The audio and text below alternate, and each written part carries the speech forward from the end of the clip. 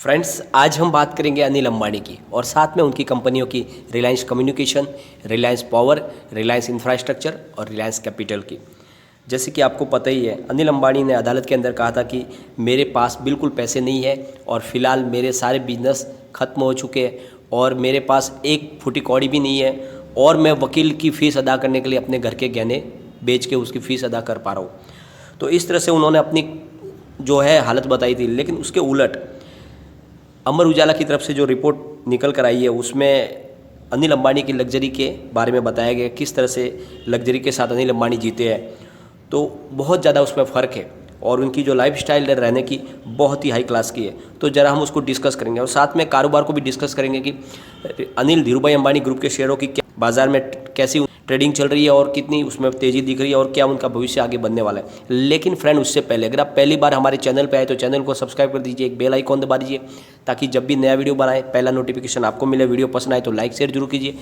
चलो friends, video start करते हैं। मैं हूँ आपका दोस्त SB दवे और हमारे अपने चैनल ऑनलाइन कमाई में आपका बहुत बहुत स्वागत है। फ्रेंड्स, भारत में कई ऐसे लोग हैं जिन्होंने अपनी मेहनत के दम पर बड़े मुकाम हासिल किए। इनमें कई क्षेत्रों के लोग शामिल हैं। इनमें से बिजनेसमैन अनिल अंबानी भी शामिल है। उन्होंने भी एक समय बहुत मेहनत करके और अच्छी खासी अपनी इमेज बनाई थी। बहुत सारी उनके पास कंपनियां थी और जिनका कारोबार भी बहुत शानदार तरीके से चल रहा था। अनिल अंबानी बिजनेसमैन मुकेश अंबानी के भाई है और धीरूभाई अंबानी के बेटे। भले ही आए दिनों में अनिल अंबानी से जुड़ी कई ऐसे खबर आती है जिसमें पता चलता है कि वो काफ़ी कर्ज में डूबे हुए, लेकिन आपको ये जानकर हैरानी होगी कि वो फिर भी एक लग्जरी लाइफ जीते हैं। उनके पास किसी चीज़ की कोई कमी नहीं है। तो ज़रा हम उनकी लाइफ के बारे में डिस्कस करते हैं। फ्रेंड्स, एक समय था जब मात्र 40 साल की उम्र में अनिल अंबानी का वजन 105 किलो तक पहुंच गया था, जिसके कारण फ्रेंड वो 1 किलोमीटर भी आगे नहीं चल पाते थे। लेकिन बाद में उन्होंने रोज़ाना दौड़ना शुरू किया और आज वो देश के सबसे फिट बिजनेसमैन में से एक कहे जाते हैं और हेल्थ के ऊपर में बहुत ज़्यादा वो ध्यान देते हैं अपनी। वैसे तो अनिल अंबानी खाने को लेकर बहुत ही ज़्यादा संतुलित है।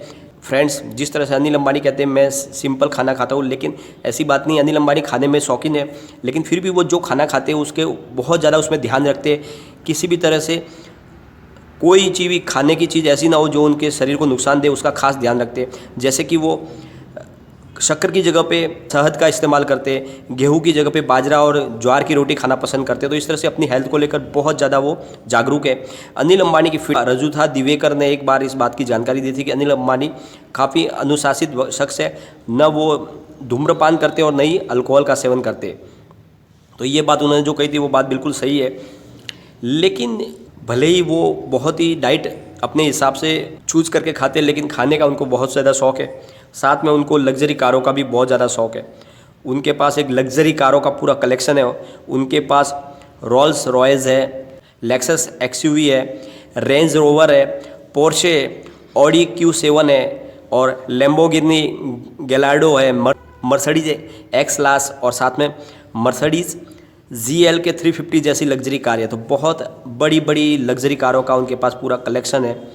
और यही नहीं, अनिल अंबानी के पास 4 प्राइवेट जेट भी है।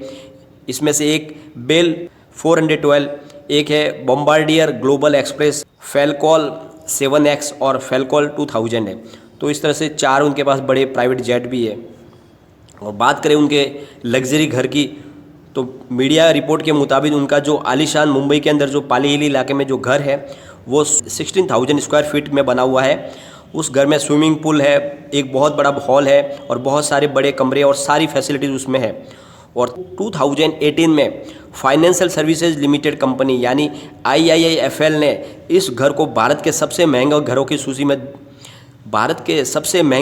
सूची में दूसरे नंबर पे रखा था। तो कहने का मतलब पूरे हिंदुस्तान के मकानों में ये दूसरे नंबर का कीमती मकान है। इतने महंगे घर में रहते हैं अनिल अंबानी। पिछले साल अनिल अंबानी की नेटवर्थ 1.7 अरब डॉलर यानी लगभग 129.03 अरब थी। अनिल अंबानी की कमाई अपने बिजनेस से ही होती है। तो फ्रेंड्स, जिस तरह से लग्जरी जीवन जीते हैं अनिल अंबानी, उसके उलट उनका कहना है कि मैं बहुत ही साधारण जीवन जीता हूँ। लेकिन ये अमर उजाला की तरफ से कहा गया है कि बहुत ही महंगे घर में रहते हैं, यानी हिंदुस्तान के दूसरे नंबर के महंगे घर में रहते हैं अनिल अंबानी। और साथ में बहुत ही शानदार उनके पास कार का एक पूरा कलेक्शन है जिसमें लग्जरी बहुत सारी कारें हैं।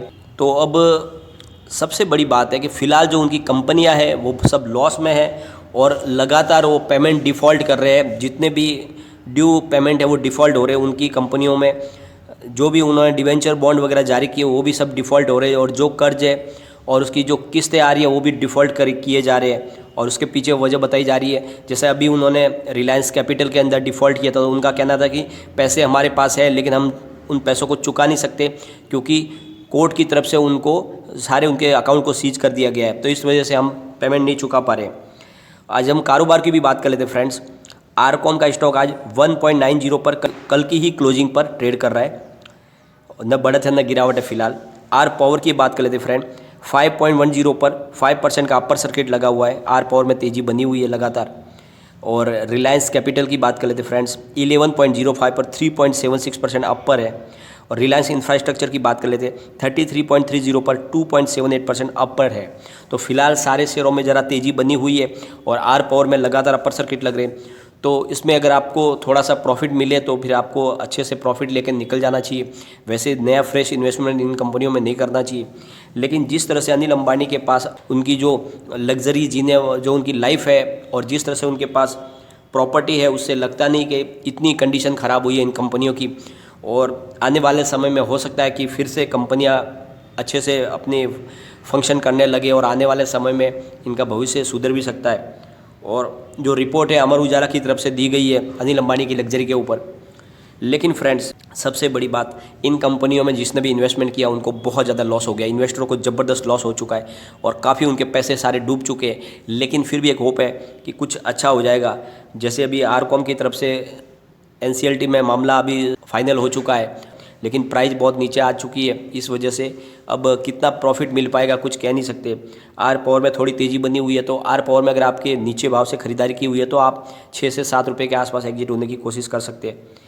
और रिलायंस कैपिटल के अंदर भी यही पोजीशन है। अभी फिलहाल रिलायंस कैपिटल जो सब्सिडरी कंपनी है वो बिकने के लिए तैयार है, लेकिन अभी तक उनकी फाइनल डील हुई नहीं है, और होगी तो उसके बाद में इसमें जो भी है सेटलमेंट आगे होगा, लेकिन उसमें अभी समय लगेगा। फ्रेंड्स, अगर आप स्टॉक मार्केट में इन्वेस्टमेंट करना चाहते हो, स्टॉक मार्केट से पैसे कमाने चाहते हो, तो आपके लिए ज़रूरी है आपके पास एक डीमैट और एक ट्रेडिंग अकाउंट होना चाहिए।